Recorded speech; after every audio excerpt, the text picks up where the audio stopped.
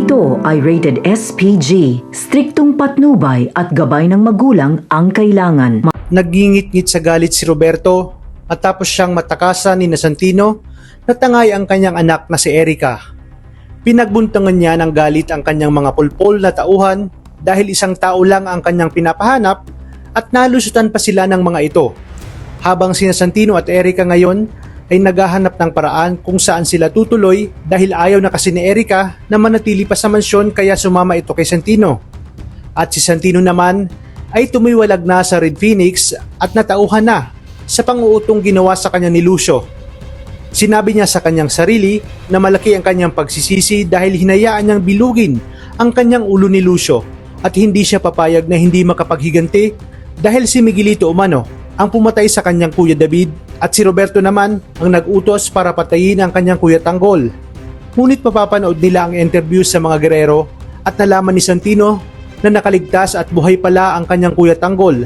Kahit papaano ay nabuhayan siya ng loob at sinabi niya kay Erica na kinakailangan niyang mahanap at makausap ang kanyang kuya Tanggol para humingi ng tawad at maipaliwanag ang lahat kung bakit niya nagawa yun dahil sa utos ni Mayor Roberto.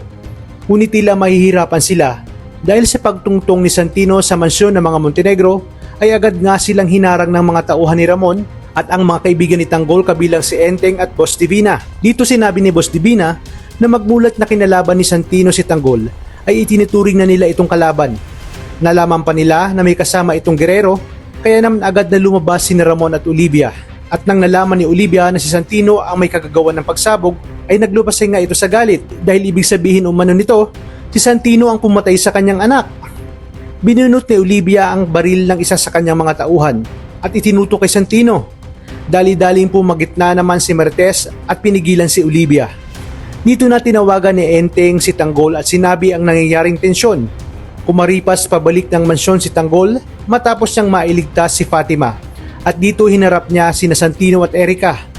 Nagmamakaawa at lumuhod si Santino kay Tanggol at sinabi na napag-ubusan lang siya ni Lucio at utos daw ito ni Roberto kay Lucio kapalit ang malaking halaga ng pera na siya namang sinang-ayunan ni Erica.